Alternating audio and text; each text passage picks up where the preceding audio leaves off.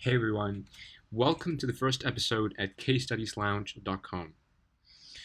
Today I wanted to start with the e-commerce leg of the topics I promised I'd cover and start with a basic overview of the elements that are involved in e-commerce. To help with that, I've chosen to illustrate this with the dog supplies niche, which is, to my reckoning, an excellent niche to be in to do e-commerce in for a variety of reasons, mostly because the overall commercial intent is high, which makes it, again, great for e-commerce. For today, I've chosen Muddy Paws as our first case study. And even though it's a UK site, so it's muddypaws.co.uk, I think you'll find that most of what we're going to talk about today is similar, or if not exactly the same, to US sites or any site doing e-commerce in general. So that's not going to be a problem. And the focus today will be to demonstrate a couple of e-commerce best practices in action.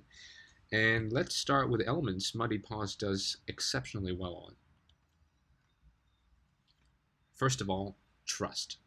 In 2012, as I'm sure you'll know, Panda and Penguin hit. And in my opinion, they're set out to do exactly one thing: to get rid of spammy sites. In other words, fish out the sites that are trustworthy and feature them in the SERPs, well, higher in the SERPs anyway, and get rid of the ones that aren't. And to do that, Google has rolled out a large number of algorithmic changes to do that, I suppose. And an important metric, I guess, to counter that, if you've been hit, is to have a really, really good site bounce rate. This is a very important metric to pay attention to, because if you have a really good bounce rate, what that says is it indicates that you have established trust with visitors, because they're obviously spending a bit longer on your site,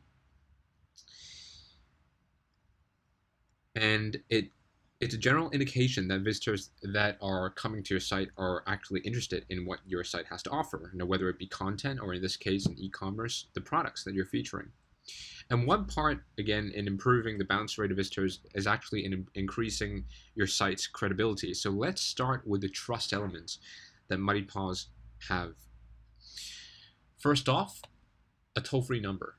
Okay, so let's have a look at how Muddy Paws does this. Here's a screenshot. This is actually taken on the front page. On the right hand upper corner of every page, they actually have a number. However, it actually isn't a toll-free number.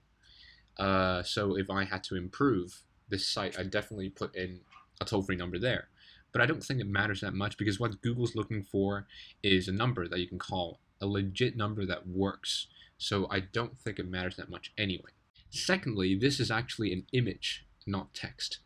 So in many cases, okay, one important thing you have to do when you're replacing a text with an image for whatever reason, maybe it's more eye-catching, maybe it's appropriate to do so, okay, you must put in the textual equivalent of that, of whatever it is in the image, in the alt tag in the image, in the alt attribute, sorry guys, in the image tag of that image, or else search engines can actually see what the image is about. Okay, they do not possess the technology to glean any information that's useful from the picture alone.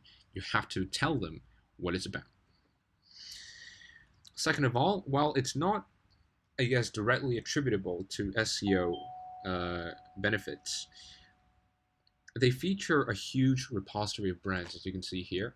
Okay, it says top brands. Again, it lists out all the top brands that they feature on the site. And this greatly, again, improves the trust factor with visitors, of the site. And all of these then link to a separate page with descriptions for select brands, and which, in addition, I think it looks like this.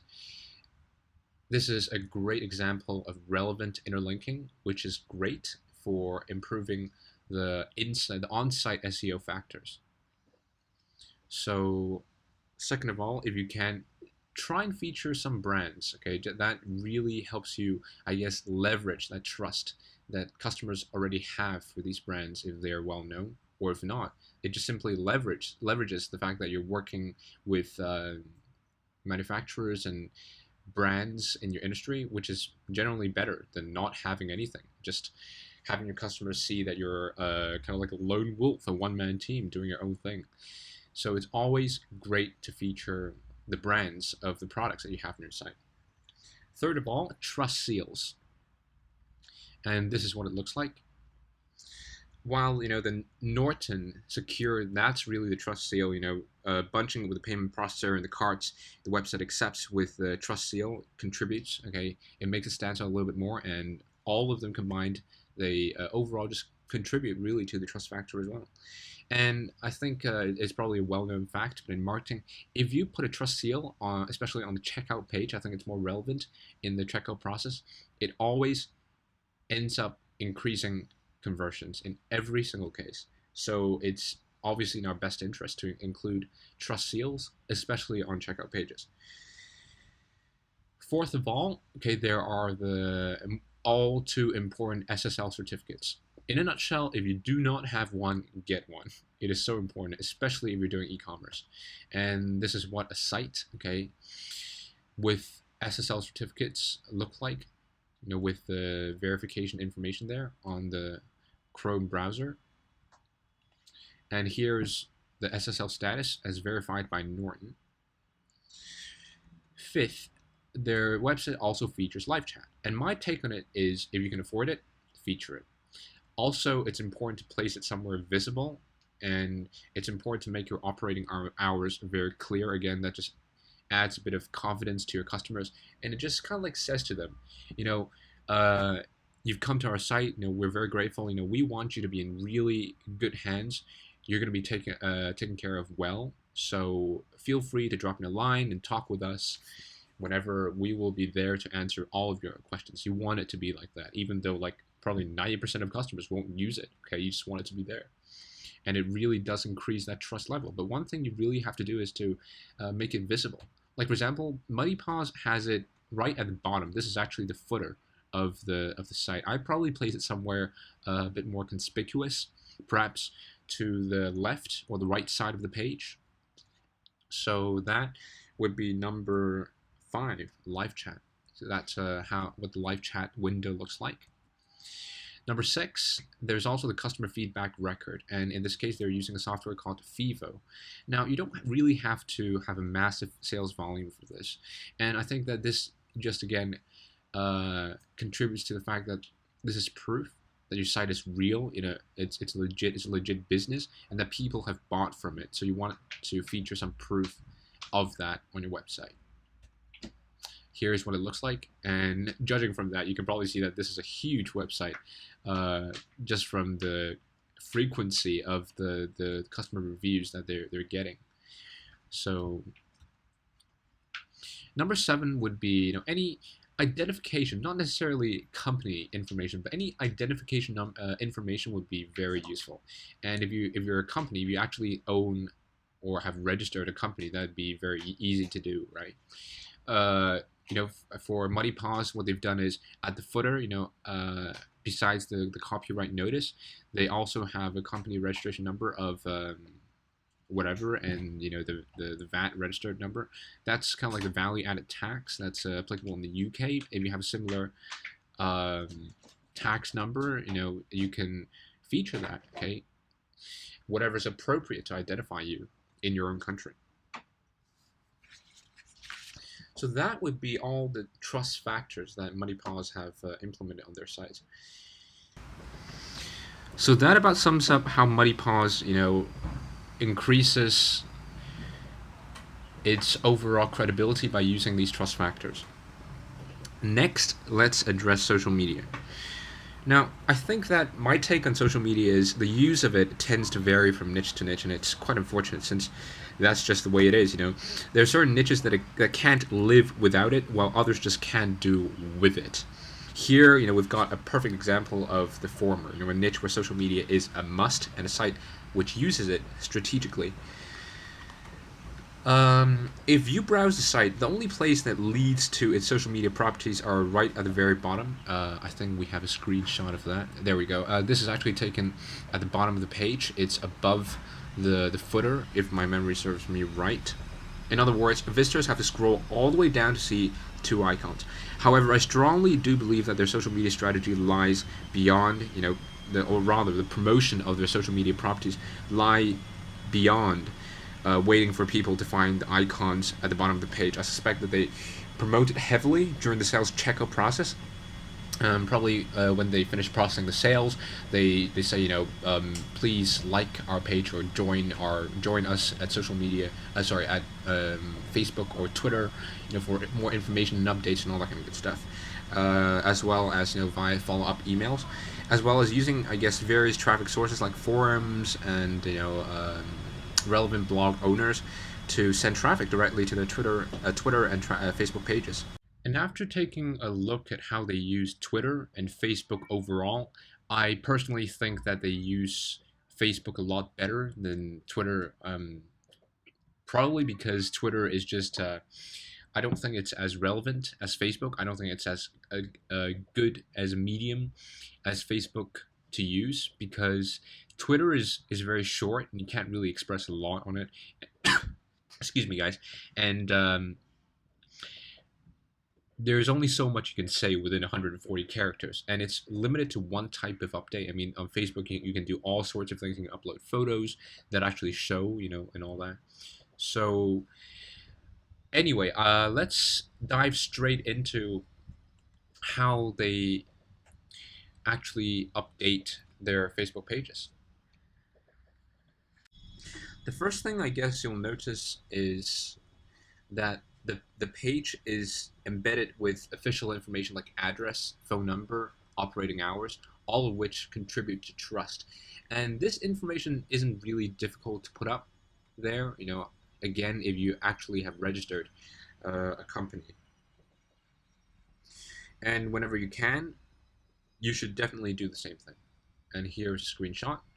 Okay, again, address, phone number, and operating hours. It looks very official, instates trust right away. Second of all, they post really, really frequently. As a matter of fact, they probably post about multiple times a day. I looked back at their records, and you can see that there's a great degree of interaction. I think one factor contributing to that would be because of the frequency at which they post. And I guess it's just, with this type of update frequency, and it's not spam. Okay, it's real content. It's really difficult to not build a loyal following of fans and friends. And here's what it looks like. Again, you can see 23 hours ago, 11 hours ago, 18 hours ago. It's very, very frequent. And there's loads of interactions in terms of likes and comments. So I think that's great. That's what every single person doing social media should aim for. Number three, they share loads and loads of photos. Now, this is not always going to be applicable, I guess. It's going to be more difficult in some niches than others. But I think that photos, they always get the most interaction on Facebook. On a side note, think about how the entire existence of things like Instagram depends on photos. You don't get that type of social media exposure with video. The more personal the photos, the better. And in this case, there are loads of dogs, which is personal in this case. And as a general rule of thumb, I guess, on a side note, between the types of information you can post, like photos, video, location information, links, friends you're with, and all the other miscellaneous information, photos always do the best in terms of interaction and in terms of being shared and reposted. So, and again, I reiterate, the more personal, the better. And I think they do a wonderful job of that. Number four, they really do a great job balancing between different types of updates. And these types of updates kind of include promotions, contests, questions, asking different things about, what you think about our website, how do you use, Facebook and Twitter and all that kind of good stuff. Just feedback in general. Info updates and photos from customers and owners. And they're really, really balanced with that. So here's a screenshot, featuring a couple of screenshots featuring a couple of updates they do. This one is of a promotion. Okay, they did after doing a mistake, I think, over a coupon they sent out that was not redeemable, and they offered like 15% off everything. I thought that was fantastic. Um, Second of all, this is a post, an update of just some good old fun, sharing photos from different dog owners, and again, you get loads of great interaction with this type of update. This is a question type update. I guess they just want to kind of like ask how users are using Twitter. Again, this is really great example of a balanced mix of updates between different types of updates. And that would be about it in terms of the social media portion of today's presentation. The third pillar I want to talk about today would be a few things that Muddy Paws do. I don't see a lot of websites do. First of all, a lowest price guarantee. Now, I think that when we think of a lowest price guarantee, we automatically dive straight into the big retail stores like Amazon and Walmart and Costco, etc. I think in order to do this, you have to have a certain degree of confidence. Okay, I do think you do need a certain sales volume in order to qualify for discounts from your suppliers and from your shipping, which you can then pass on to your customers. However, I think you can use this strategically. I think that's how it's used mostly anyway. I think that lots of people just aren't aware of it, right? And those who are aware probably don't exercise the right to do it. And here's my take on it. Okay, there are two groups of customers. There's the first group of customers who actually bother reading this, okay, which is the minority, if I may add. And they bother doing bargain shopping between different websites. They do virtual checkouts for each of them to find the best websites. And they can choose, obviously, to execute the right to send in the lowest prices, all the while alerting them to competitors who are undercutting prices, possibly. And then you've got the majority of the customers who will never know of this lowest price guarantee, or who do and never execute their right to use it. So again, it's really an appropriate strategy. I mean, you do not want to market it like it's a USP on the same level you would do, for example, in the States, for all sales are tax-free, or, for example, free shipping. So it's an appropriate strategy, and in the end, it benefits both parties.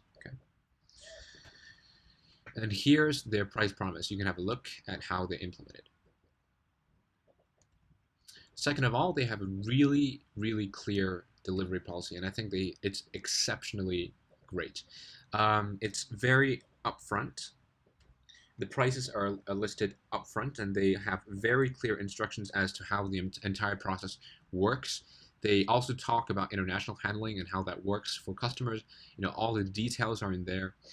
And I think that the main lesson to take from there is, I think you have to be really clear, obviously. You have to be very precise, and you have to be very upfront about these policies.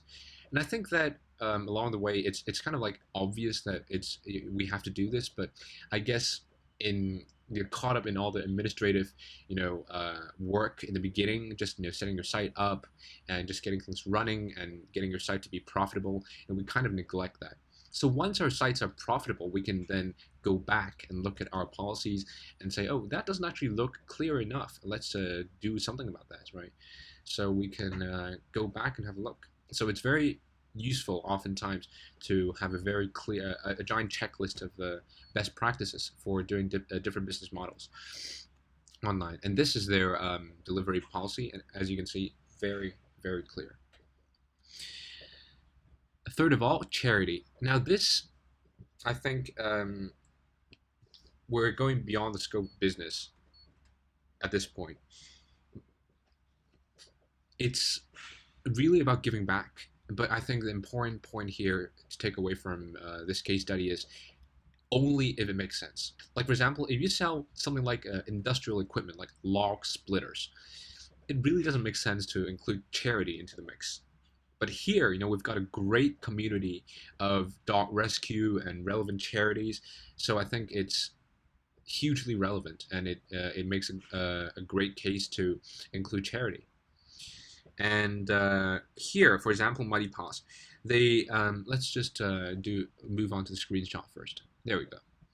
They actually have a really unique, they have a very clever way of doing this. If you send in your old callers, okay, you can get a 20. You're eligible for a 20% discount upon the purchase of a few select brands of collars, which here I think is Roughwear, I believe. Now this benefits the supplier, the customers, and gives back to charity. And I think that this is what we call, I guess, a rare triple win situation. And I guess as far as the exceptional points go for Muddy Paws, we pretty much covered the most important ones. I think it does an exceptional job at doing all of these things in general, and generally it's an exceptional e-commerce site. Obviously, you can see it's a large-scaled e-commerce site. Okay, all of the design work, it's custom. They probably use a CRM that's not, just some standardized e-commerce platform or solution. So when you get to that point, you can certainly think about moving your technical platform and think about doing things a bit more custom, like we all start out and think we should do, but it's just not viable in the beginning. But now, after our sites become profitable, we have the resources to reinvest back in our businesses to customize various different aspects that we couldn't afford before. And at the end of the presentation, I've also prepared a checklist of best e-commerce practices, so please be sure to check that out as well. And that would be it for today. So please stay tuned for the next screencast, and I really look forward to being your host on Case Studies Lounge. If you have any questions, thoughts, or comments, please feel free to drop me a line below or go to casestudieslounge.com/contact, and I will get back to you within 24 hours. And that will be it for today. Thank you very much, guys. I'll talk to you soon. Take care.